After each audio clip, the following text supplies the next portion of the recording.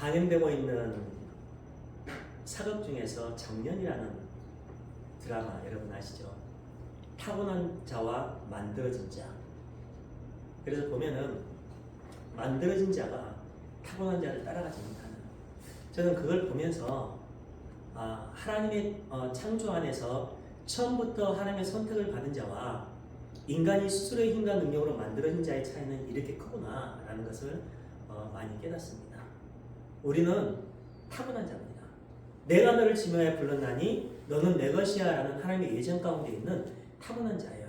그러기에 우리의 삶의 방향과 본질은 하나님께서 심어주신 믿음이라는 좌표가 중심이 되어서 하나님 나라라는 최종적인 목적지를 향해 달려가게 되는 거죠. 그게 성도인 우리의 삶입니다. 오늘 말씀은 이혼에 대한 말씀이에요. 이혼에 대한 말씀. 오늘 본문의 말씀을 사람들은 이혼에 대한 열쇠로 받아들이는 경우가 있지만 오늘 말씀 안에는 천국에 대한 이야기, 구원에 대한 중요한 복음이 되어 있습니다. 아주 중요한 복음이. 그래서 오늘 말씀을 풀기 위한 중요한 열쇠인 성경에 기록된 어린 아이에 대한 정의를 내린 후에 다음 주에 이혼에 대한 오늘 말씀의 핵심으로 들어가도록 하겠습니다. 우리는 성소수자들이 보호를 받고 동성결혼이 합법화되어가는 시대를 살아가고 있어요. 성경은 그것이 죄라고 분명하게 기록하고 있는데 교회에서마저도 사랑으로 품어야 한다고 주장하는 곳도 있습니다. 우리나라는 결혼은 낮아지고 이혼은 높아져가는 추세예요. 심지어 이혼은 액세서리처럼 한 번 정도는 달고 다니는 시대를 살아가고 있습니다. 그것은 전 세계적인 트렌드가 되었어요. 갈수록 결혼에 대한 의미가 상실되고 가정에 대한 소중함이 사라지게 됩니다. 모든 것의 판단과 결론이 내가 되고 모든 삶의 중심이 내가 돼요. 나만 행복하면 된다는 것입니다. 내 행복을 위해 결혼을 하지 않고 아기를 낳지 않아요. 그 모든 것의 핵심이 나 자신입니다. 그런 개인적이고 이기적인 삶의 흐름은 교회에서도 이루어지고 있어요. 나만 좋으면 된다는 거죠. 나만 좋으면. 오늘 말씀은 이혼에 대한 이야기입니다. 바리새인들은 예수님을 시험하기 위해 이혼에 대한 질문을 하고 있어요. 이에 예수님은 하나님이 짝지어 주신 것을 사람이 나누지 못한다라고 결론을 내려주셔요.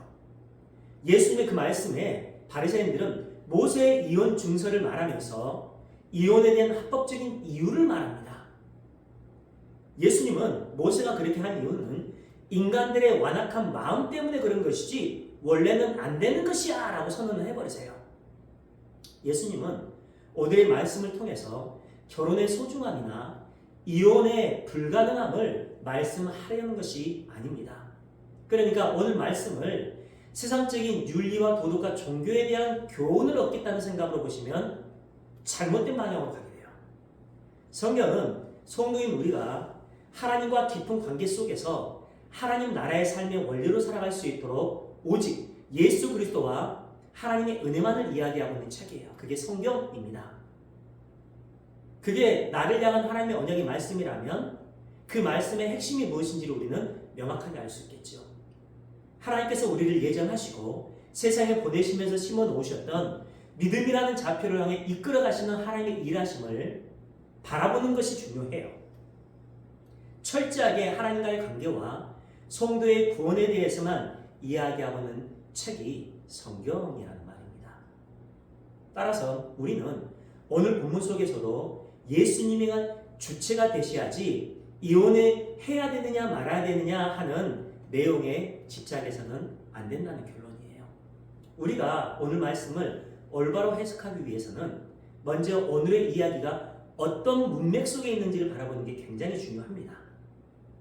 오늘 본문은 18장 서두에 나오는 어린 아이에 대한 이야기와 오늘 본문 바로 아래에 나오는 또 다른 어린 아이에 대한 이야기로 샌드위치처럼 되어 있습니다. 그게 오늘 본문이에요. 병행구절이 있는 마태복음에서도 마가복음에서도 이혼에 대한 이야기는 똑같이 어린 아이의 이야기로 둘러싸여 있어요.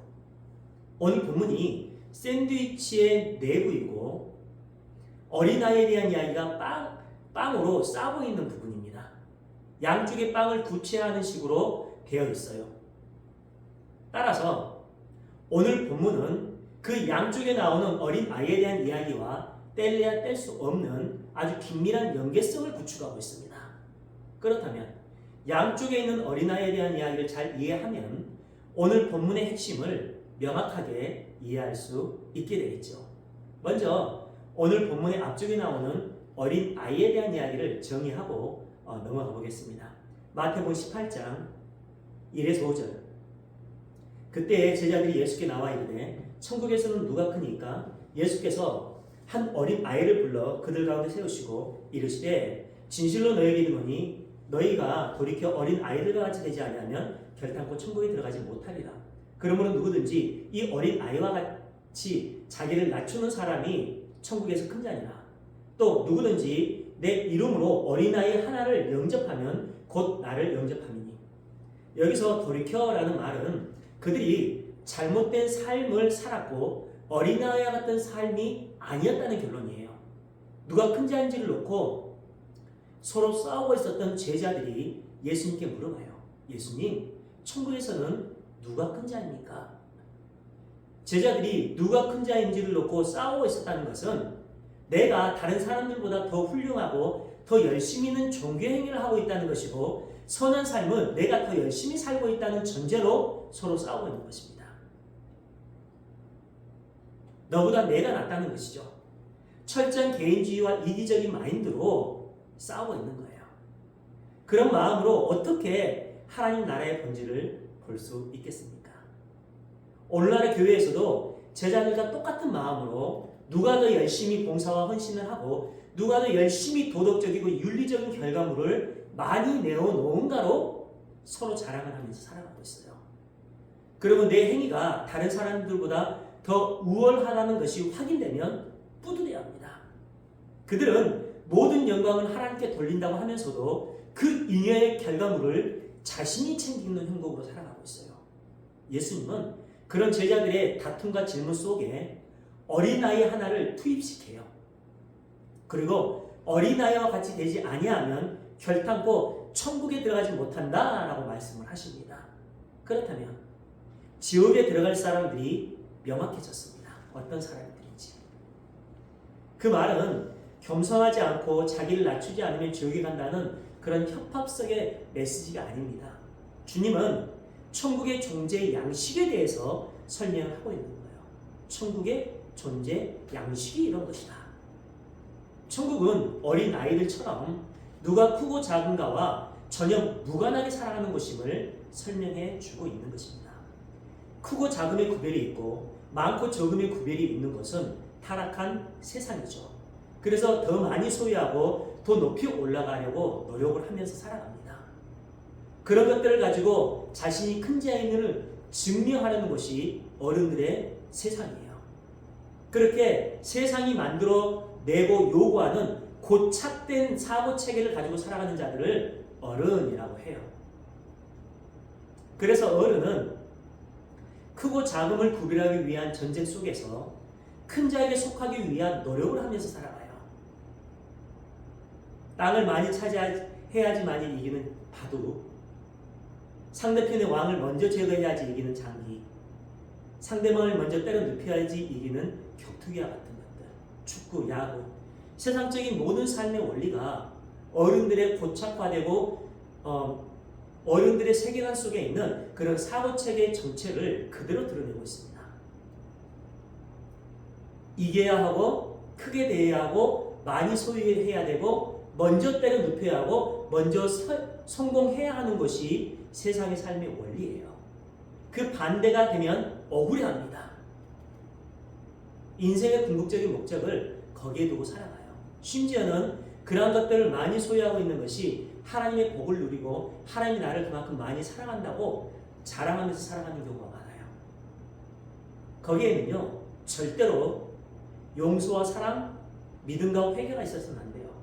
만일 그렇게 되면 지게 됩니다. 그것이 어른들의 세상이에요. 그런 개념이 교회 안에도 들어오게 되면 마찬가지로 경쟁이 일어나게 돼요. 경쟁이. 누가 기도와 전도와 봉사와 착한 일을 많이 했는지. 그래서 교회에서도 높고 낮음으로 싸우게 됩니다. 서로. 그래서 우리가 경험했던 것처럼 어떤 교회에 처음으로 가면 내 열심과 노력을 가지고 시기와 질투하는 사람들 있잖아요. 그게 그런 부류의 사람들이에요. 그리고 오히려 그렇게 하라고 부추겨요.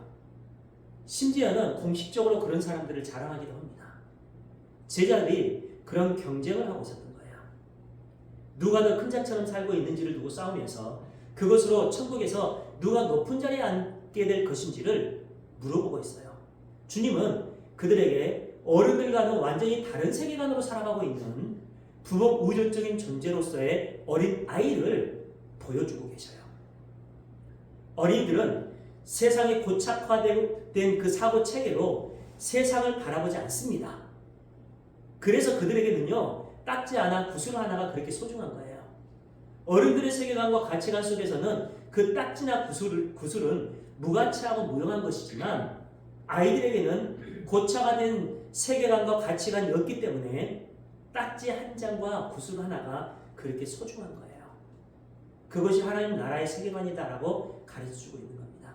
제자들에게 그 어린이를 보여줬다는 것은 성도는 어른들의 사고체계 속에서 자신의 위상을 높이고 자랑하는 자가 아니라 어린아이와 같이 철저하게 부모만을 바라보고 부모의 말대로만 따라 순종하는 그러한 세계관과 가치관으로 살아가야 한다는 것을 가르쳐주고 있는 거예요. 거기가 천국이다라고 선언을 해주신 겁니다. 왜냐하면 천국은 인간의 힘이 전혀 개입되지 않은 오직 하나님의 은혜로 건설되고 하나님의 은혜로 운영되고 하나님의 은혜로 통치되는 곳이기 때문에 그래요. 그것은 하나님의 은혜로 구원받은 성도가 하나님의 통치에 순종하고 절대 만족을 누리면서 영원을 살아가는 곳입니다. 그것이 천국이에요. 따라서 은혜의 나라인 천국에서는 절대로 큰 자와 작은 자의 구별이 있을 수 없고 자기의 공로를 내세워서 비교 상대적 우월감도 누릴 수 없는 곳이에요. 각자에게 주어진 상급이 다를 수는 있지만 그럴지는 모르지만 다른 성도에게 주어진 그 상급으로 인해서 시기와 질투를 전혀 하지 않고 내게 주어진 상급으로 절대 만족을 누리는 것이 천국이라는 것입니다. 한마디로 자기의 행위로 인해서 합당한 대우를 요구하거나 받을 수 있는 것이 아니라 하나님의 은총과 긍휼만을 구하고 바라며 그 안에서 절대 만족을 누리며 살아가는 것이 천국이라는 것입니다. 성경은 그들에게 어른들의 큰자 싸움의 일환으로 교회 안에서 행하는 모든 열심이 오히려 주의 집을 삼키는 행위였고 오히려 내게 욕이 되는 행위였다라고 성경은 선언을 하고 있어요. 시편 69편 9에서 11절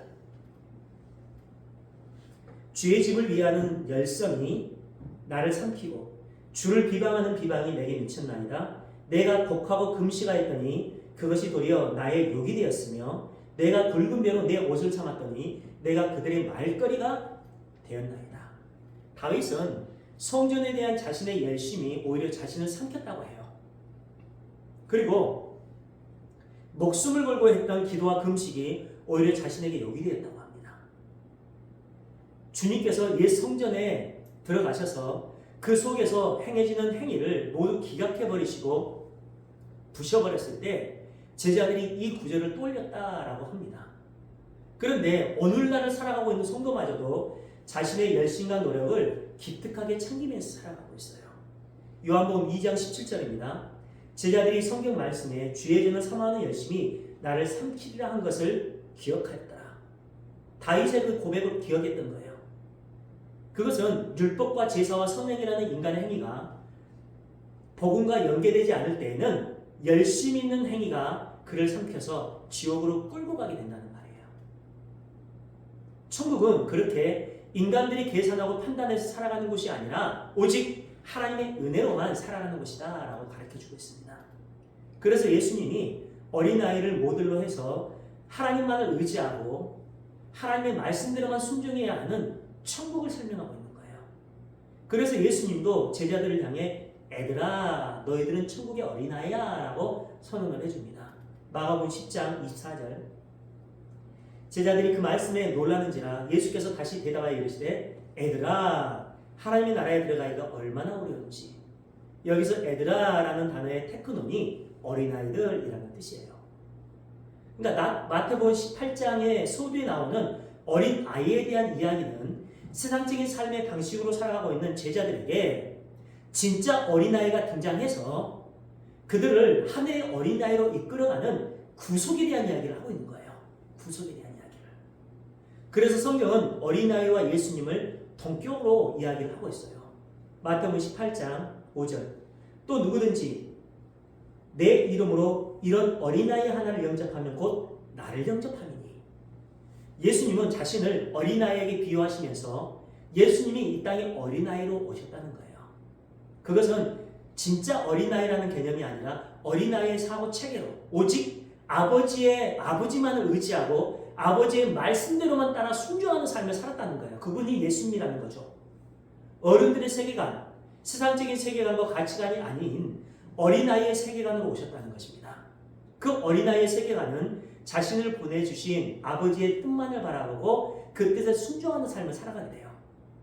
그리고 결국에는 그 아버지의 뜻에 순종해서 어린 아기로 연약하게 죽는 사건이 십자가입니다. 그렇게 어린 아이로 오신 예수님의 삶을 이해하고 영접하는 자들이 천국의 어린아이로 편입된다는 거예요. 거기에 믿음이 필요한 겁니다. 하나님께서 주신 믿음. 하나님께서 예수님께서 주셨던 그 믿음이 필요한 거예요. 다음은 마가복음에서 샌드위치 뒷부분에 있는 빵의 어린아이를 한번 봐볼게요. 마가복음 10장입니다. 13절 16절. 사람들이 예수께 만져주심을 바라고 어린아이들을 데리고 오매 제자들이 꾸짖거늘 예수님께서 보시고 노하시어 이르시되 어린아이들이 내게 오는 것을 용납하고 금하지 말라. 오기 놔두라는 거죠. 하나님의 나라가 이런 자의 것입니다. 내가 진실로 너에게 이르노니 누구든지 하나님의 나라를 어린아이와 같이 받들지 않는 자는 결탄코 그곳에 들어가지 못하리라 하시고 그 어린아이들을 안고 그들 위에 안수하시고 축복하십니다. 보세요. 13절과 14절과 16절을 나오는 어린아이는 복수로 되어 있어요. 어린아이들, 어린아이들, 어린아이들로 되어 있어요. 그런데 15절에 나오는 어린아이만 단수입니다. 그리고 그 어린아이를 받들지 않는 자는 결코 천국에 들어가지 못한다고 해요. 그렇죠? 주님은 이 땅에 어린아이로 오신 당신의 이야기를 하고 있는 거예요. 예수님 당신의 이야기를 하고 있는 거예요. 예수님은 이 땅에 하나님의 어린아이의 세계관으로 오셔서 하나님 절대 의존적인 삶을 사셨어요. 그분이 예수님입니다. 예수님은 아버지가 시키신 말만 했고 아버지가 시키신 일만 했어요. 그것이 어린아이예요. 자신의 계획과 계산이 없이 철저하게 아버지의 뜻에만 순종하는 삶을 살았습니다. 그래서 예수님은 어른들의 세상이 가치로 규정하고 있는 것들을 하나도 소유하고 오지 않으셨어요. 오히려 그런 것들을 배설물로 여기셨다고 성경이 기록하고 있습니다. 그렇죠? 그 예수님이 어른들의 세계관에서 나오는 자신들의 노력과 가치를 인정하지 않고 가짜라고 선언했죠. 독사의 자식들, 너희 아버지는 막이다. 이게 다 가짜라는 선언이었거든요. 그러니까 그들이 왜 내 열심과 노력을 가짜라고 해 하면서 그 예수님을 십자가에 못 박아 죽여버린 거예요. 근데 창세전에 하나님께서 선택하신 성도는 그 어린 아이의 삶, 십자가의 순환의 삶을 이해하고 그 십자가를 지는 삶을 살아가게 됩니다. 그들이 이 땅의 교회 성도입니다. 하나님의 뜻에 순종하는 삶을 살아간다는 거예요. 그래서 주님은 제자들에게 너희도 어린아이들처럼 되어야 한다라고 말씀하고 계시는 겁니다. 호세아서를 보시면 예수님께서 제자들을 왜 어린아이로 부르셨는지가 더 명확하게 나옵니다.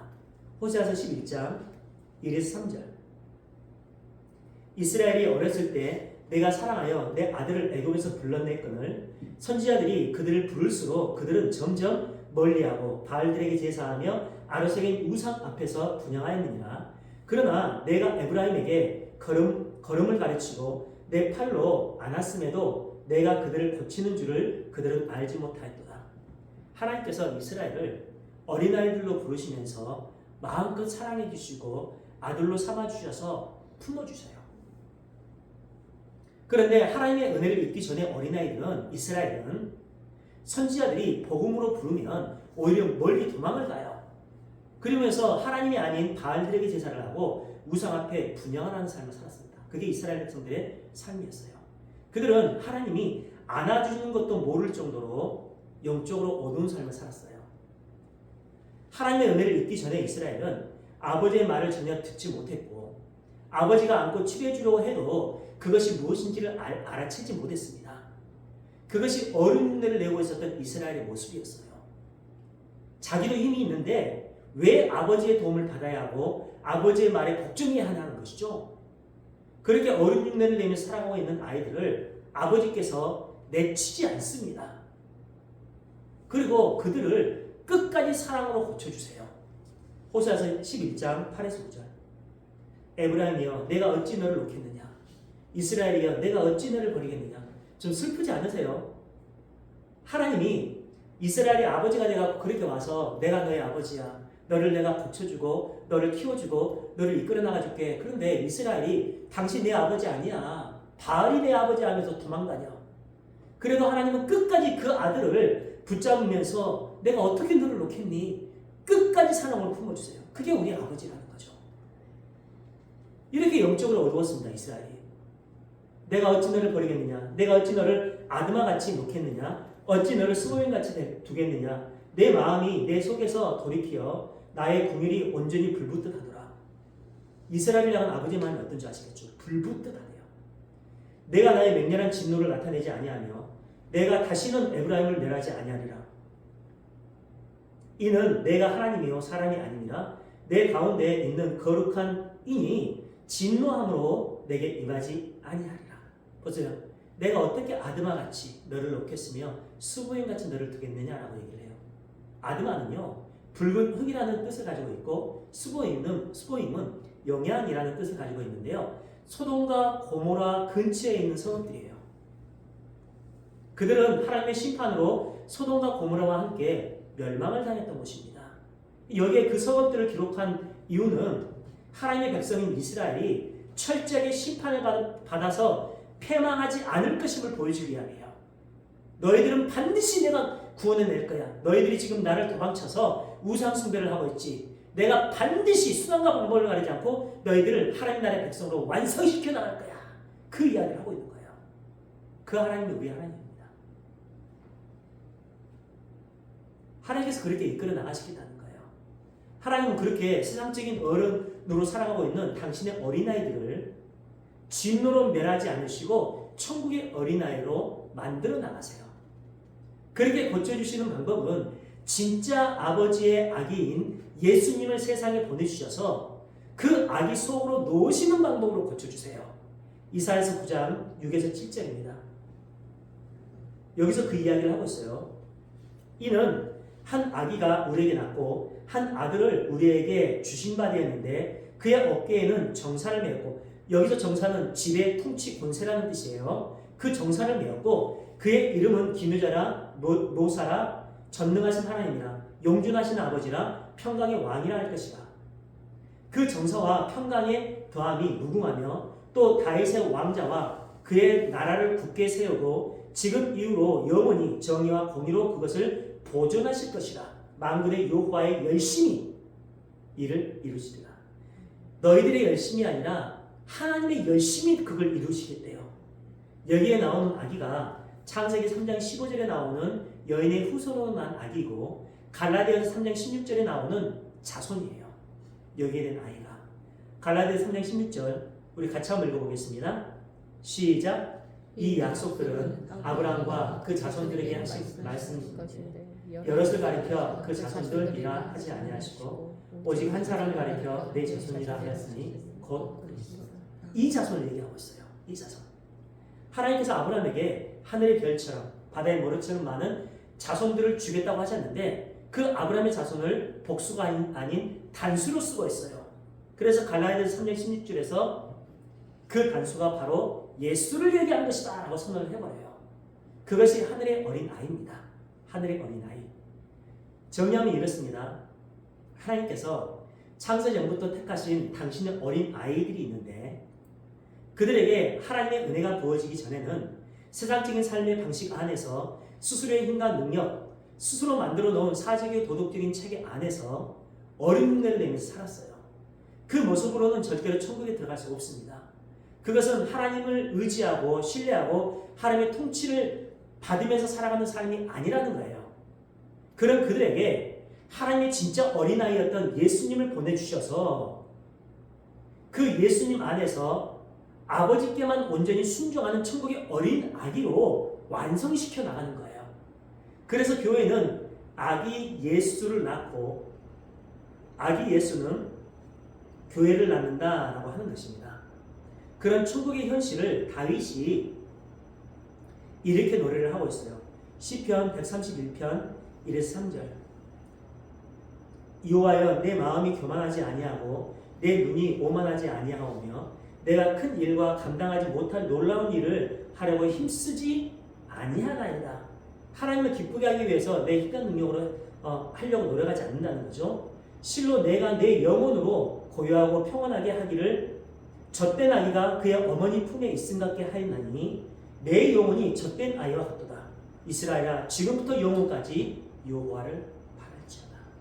이게 성도가 지향하며 나가야 될 신앙생활의 본질입니다.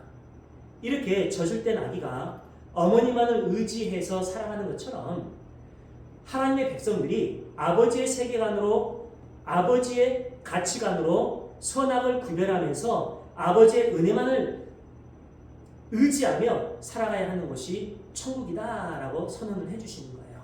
그러니까 누가 크냐로 싸우면서 살아가는 세상의 사고방식과 오직 하나님의 은혜로 살아가는 하늘의 사고방식은 절대로 화해될 수가 없습니다. 그러니까 우리가 교회에서 어떻게 신앙생활을 해야 하는지가 명확해지는 거예요. 바로 그 이야기가 오늘 본문을 양쪽에서 감싸고 있는 샌드위치의 빵입니다. 그 샌드위치의 빵이 안에 있는 내용을 강화시키고 있는 형국이에요. 그러니까 오늘 본문의 이야기는요, 단순히 이혼을 하면 안 된다는 그런 이야기가 아니라는 결론이에요.